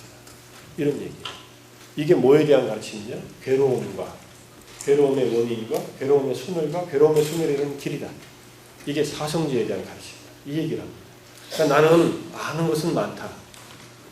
내가 아는 것 여러분들에게, 그렇지만 내가 여러분들에게 말해주는 것은 여러분들에게 꼭 필요한 것만을 말해준다. 여러분들 강의 들어보면은 굉장히 뭘 교수님이 많이 알고 그러는데 저게 지금 나한테 맞는 소리는 아닌데 혼자서 막 얘기하는 분이 있어요. 논문은 굉장히 또 잘 쓰는 분이 있는데 강의할 때 보면은 뭔 소리인지 잘 몰라. 혼자서 자기 아는 소리만 하고 있어. 나도 지금 그러고 있는지도 모르지만. 부처님은 그러지 않았다는 거예요. 딱 만난 사람한테 당신의 괴로움은 이런 것이다. 당신은 이런 문제가 있지? 그 원인은 이것이야. 그 원인을 한번 제거하려고 노력해봐. 그러면은 원인이 제거돼서 스스로가 그 문제에서 벗어날 수 있어. 길은 이런 방법이에요. 이렇게 얘기해줬다는 그런 얘기예요. 그게 신사과 숲에서의 교훈입니다. 내용을 쭉 읽어봐요. 부처님 뭘 그렇게 많이 알았을까요? 뭘 그렇게 많이 알고 계셨을까요? 양자역학도 아셨을까요? 태양계의 구조도 아셨을까요? 인간의 신체는 아주 그냥 확실하게 아셨던 것 같아요. 해부학을 안 하셨는데 신체 구조를 이렇게 관찰하는 명상이 있어요. 그러니까 우리 눈으로는 지금 안 보이지만 이 선정 속에서 보면은 몸 구조가 다 보인다 그래요. 뼈도 보이고 뭐 심줄 뭐 온갖 내장에 있는 거 다 이렇게 딱 보인대요. 그러니까 그거는 이제 상세하게 말씀하신. 그리고 그 수정이 돼가지고 태어날 때까지 과정도 쭉 얘기를 합니다. 그것도 현대 요즘의 그 태생학적인 얘기하고 그 일치예요. 수정돼가지고 일주일 후에는 어떤 상태이다, 한 달 후에는 어떤 상태이다. 전부 다 그게 생명이 있는 생명체다 이런 얘기를 하면서 부처님이 알고 있었지만 말 안 했던 것 중에 핵심적인 내용들은요. 당신이 알려고 하면 알 수 있는 대상적인 지식이에요. 그 다음 사람들에 대한 알미예요. 한 사람 한 사람. 이 사람한테는 이 사람에게 필요한 가르침이 있는데 이 사람에 대한 얘기는 이 사람한테 필요 없어요. 그죠? 그런 건 얘기 안 해주죠. 얘기할 필요가 없는 거예요. 얘기해봐야 도움이 안 되는 얘기라고 생각해요. 그 다음에 또 하나. 부처님은 알려고 하면은 동해안의 해변가의 모래알의 숫자도 안다. 동해안의 해변가의 모래알이 숫자가 한계가 있어요? 없어요? 몇 개인지 모르지만 한계는 있지요. 꽤 많겠죠. 모래알.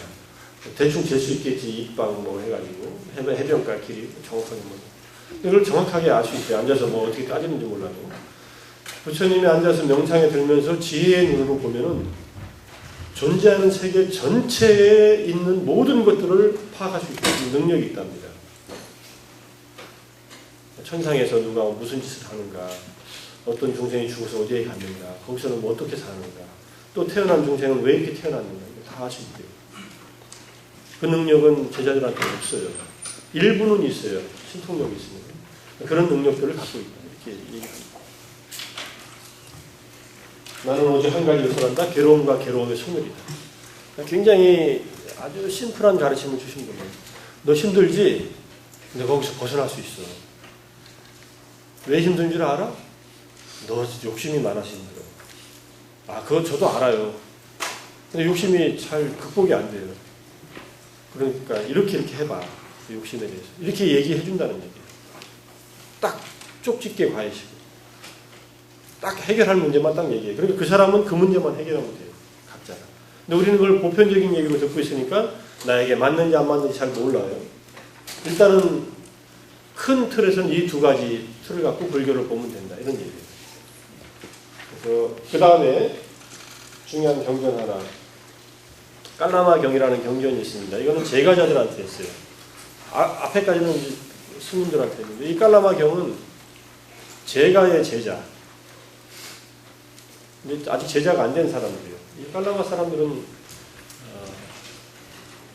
굉장히 현명한 사람들이고 동네 자체가 좀 이렇게 영적으로 정신적으로 성숙된 그런 사람들인데요.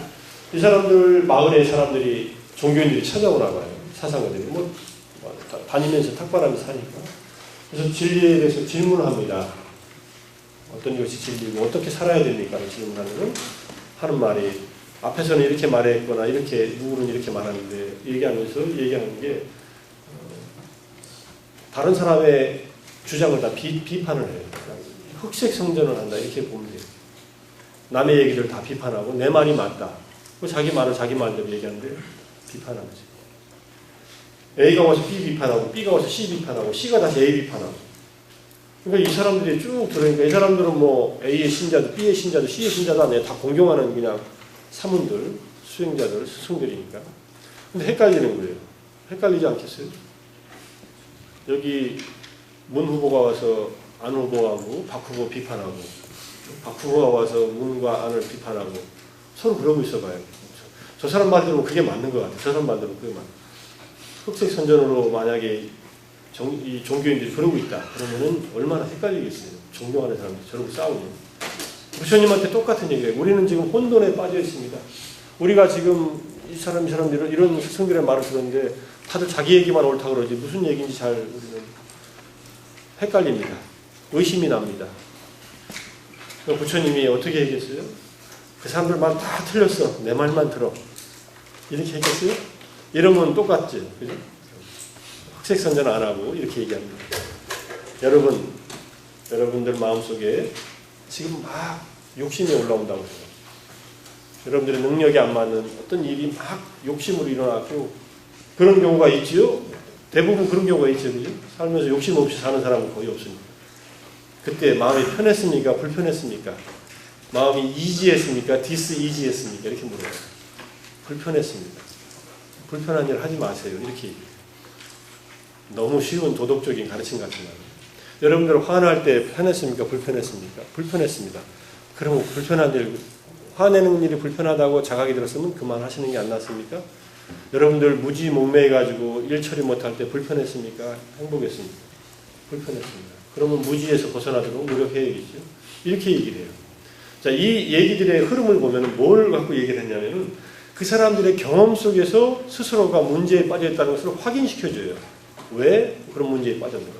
왜 인생이 불편했는가? 왜 괴로웠는가 하는 것을 그 사람 자신들의 삶 속에서 확인시켜줘요.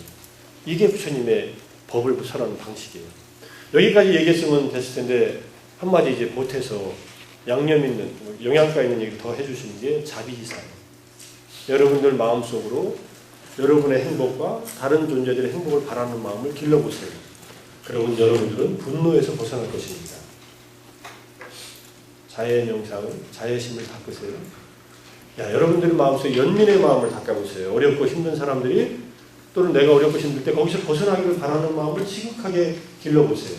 그럼 여러분들은 잔인함, 잔인성에서 벗어날 겁니다. 폭력성에서 벗어날 것입니다.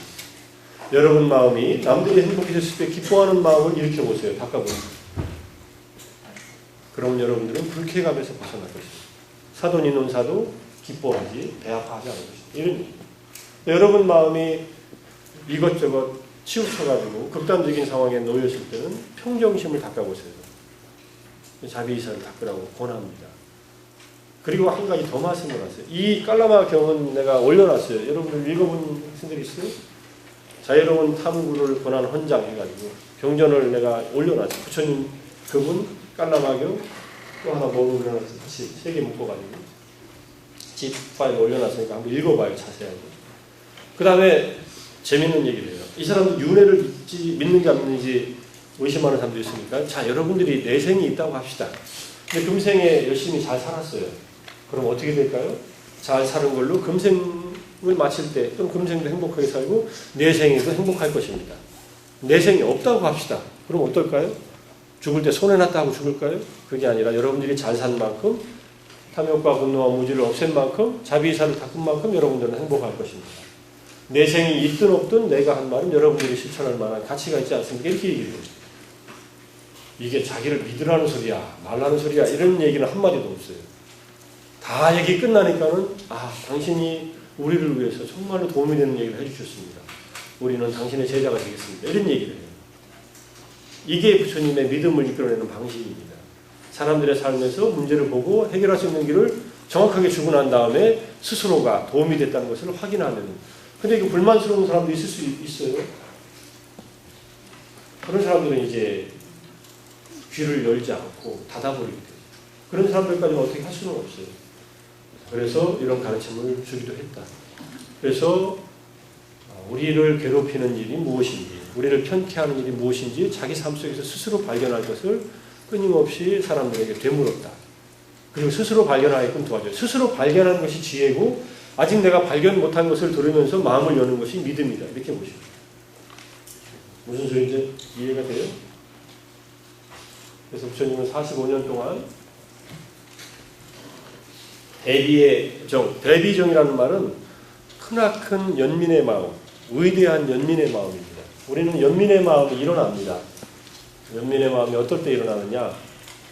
맹자의 말에 의하면 어린아이가 놀다가 우물에 빠지려고 할 때 측은지심이 일어나서 내 아이가 아닌데 가서 붙잡는다는 거예요.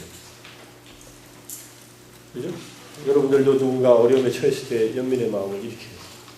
근데 연민의 마음이 그냥 한이 없어요. 끝이 없어. 그게 마하카루나, 대비라 그래요. 커다란 연민의 마음. 이 마음을 가지고서 부처님은 새벽녘에 정에 들어가요. 깊은 선정에 들어가서 오늘은 내가 누구를 만날 것인가 하는 것을 그때 스케줄을 짭니다. 오늘 만날 사람들의 인연을 쭉 살펴요. 그리고 그 사람들은 어떤 성향의 사람인가, 어느 만큼의 성숙이 되어 있는가, 정신이 어떤 특질이 있고 어떤 번뇌들이 때문에 문제가 있는가, 이것을 쭉 살피는 게 대비정 속에서 살펴요. 그리고는 하루를 맞이해요. 탁발 나가서 누구를 오면은 이미 다 당신의 부처님 손바닥 아니라는 말이 그런 말이에요. 손오공이 별짓을도 하고 멀리 도망가가지고 쉬하고 왔는데 나중에 보니까 부처님 손바닥 밑에다가 쉬하고 왔다. 뭐 이런 얘기, 여러분 서유기 봤으면 그런 얘기 나오죠. 그래서 45년간 깨달음을 이룬 후 45년간 45년간 머물 때는 우기 때만 3개월씩 머뭅니다. 한 곳에. 나중에 장소가 나와요. 끊임없이 당신이 도움을 줄 만한 사람들을 만났을 때마다 도움을 주면서 살아요. 대가 없이. 어떨 때 부처님이 법을 설하고서 그 법을 설한 대가로 뭘 주면은 나는 이 법을 설한 대가로서 음식을 받지는 않습니다. 서로 물론 법을 설하고 음식을 공양하고 하지만은 그럴 때 그 음식은 누구도 소화를 못 시킨다고 하면서 그 음식을 땅에다 묻으라고 하는 그런 얘기들이 나와요. 그 음식을 준 사람의 마음이 고귀한 것도 있고 여러 가지가 있었어요. 그래서 어쨌든 사람들을 위해서 45년간 사신. 그리고 마지막에 완전한 열반은 이제 육체의 죽음을 말해요. 우리가 볼 때 죽음인데 부처님은 완전한 열반의 세계에 들어갑니다. 자신과 법을 의지처럼 하지 남을 의지처럼 하지 말라. 이런 말씀을 하시면서 마지막 유언이 모든 형성된 것은 수멸하는 성질에 있다. 강요하지 말고 힘써 정진하라. 이게 마지막 유언이에요. 마지막 유언이 딱 이 말. 모든 것은 사라지니까, 모든 것은 언제 죽음이 올지 모르니까 게으르지 말고 열심히 마음을 닦아라. 아까 여러분들 죽음 명상 잠깐 할 때 어땠어요? 느낌이? 정신이 번쩍 나던가요? 무슨 아침부터 죽음 얘기를 해, 재수없게 이런 생각했어요? 죽음은 삶을 깨워주는 좋은 계기입니다. 죽음에 대해서 자주 생각하면 정신적으로 훨씬 여유가 있어지고 건강해집니다. 죽음을 자주 생각해요. 죽으려고 생각하는 게 아니라 죽음이 있다는 사실을 기억해내라. 그러면 덜 짜증나고 덜 사람들이 뭐라고 하더라도 너도 곧 죽을지도 몰라. 나도 그렇고 이런 일 갖고 그래. 뭐 이렇게 할 수도 있다. 넘길 수도 있다. 천년만년 살 것처럼 하면 점점 더 힘들어질 수도 있다. 돈도 안 나가는데 이렇게 얘기하니까 여러분들 이해할 만하지요? 오늘 이거 지난주에 다 끝내야 됐어요. 여기까지 얘기하고 좀 쉬었다가 오늘 부처님 생애만 하고 뒷부분만 하고 끝날지 모르지만 조금 더 진도 나갈 테니까. 자, 일단은 전반부 여기까지 하고 우리 학생